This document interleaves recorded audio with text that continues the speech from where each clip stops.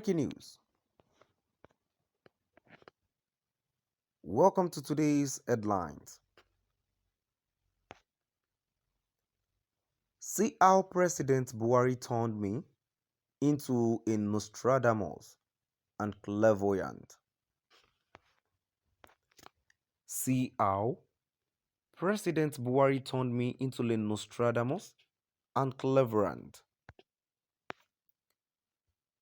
To my dear listeners, from wherever you're listening from, please stay tuned as I read today's news.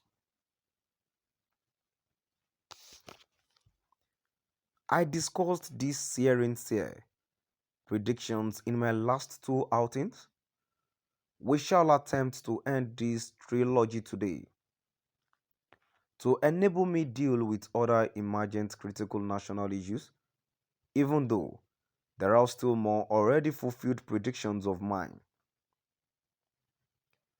The present write-up is a collector's item consisting of reminiscences of what I had written and predicted as far back as 19th July 2015, just only after 50 days of Buhari's tenure. They have all come to pass. Now,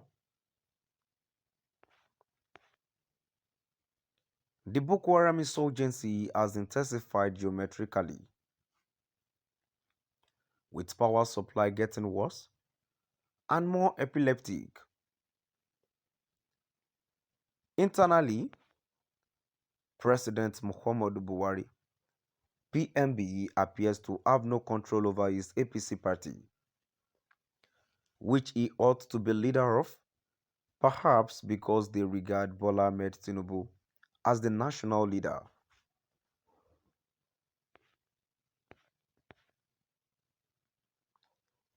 The party is imploding instrumentally.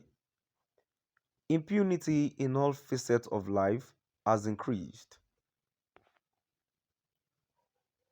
President Muhammadu Buhari, PMB, is still running the government solo in the manner of a military dictator, contrary to the provisions of the constitution, which compels him to have ministers.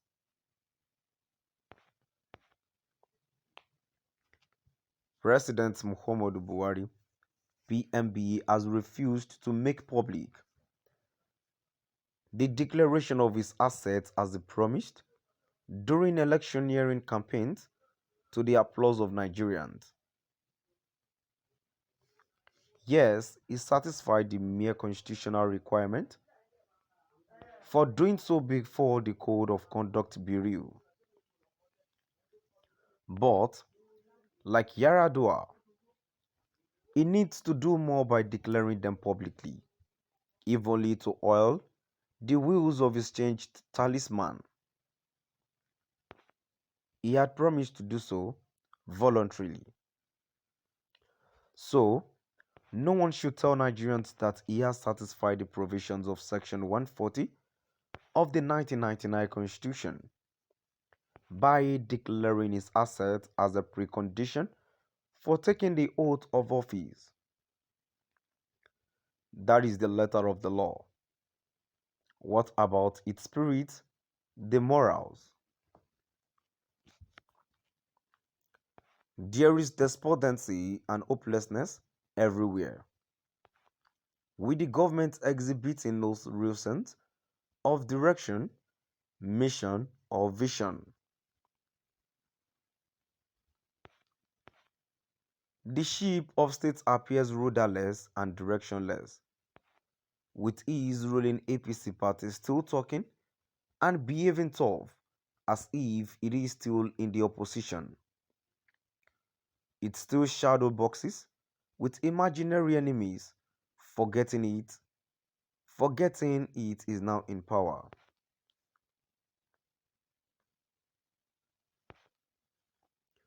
Corruption, which has become the 37th state of Nigeria and indeed the wealthiest at that, is not climbing down from its imperious monstrous height. Rather, it is waxing stronger and becoming more and more endemic, ravishing the weak fiber of the Nigerian society with reckless abandon and impunity. Corruption now mocks all of us with utmost derision. It dares us, it spits in our faces. What is PMB doing about it? Worsening an atmosphere of insecurity. Insecurity is becoming more frightening, with Boko Haram, which had been massively degraded and nearly decapitated before PMB's oath of office on May 29, waxing stronger and stronger and indeed becoming more daring and defiant.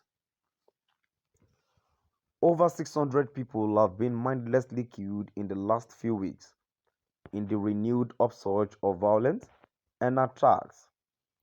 Innocent Nigerians are murdered in cold blood.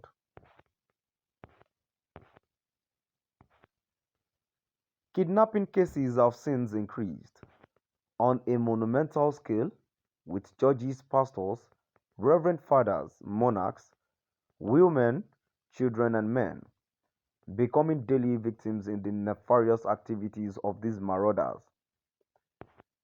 There is still no major national broadcast to Nigerians as to the direction of PMB's government regarding its policies on education, infrastructural development, national ethos, anti-corruption war, or how to grow the economy and give jobs to the teeming unemployed youth of Nigeria. Unemployed of whom he had promised 5,000 naira monthly stipends before they get employed. There is no single statement about oil subsidy and emergency oil subsidy merchants who are bleeding the Nigerian economy dry and threatening to asphyxiate and vanquish already hapless Nigerians.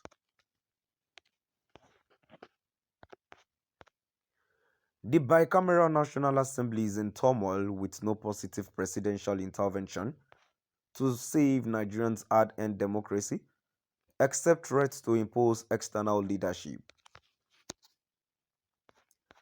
To my dear listeners, now I've come to the end of our today's news. Please do drop by at the comment section and let us know what your view is all about. Thank you for listening.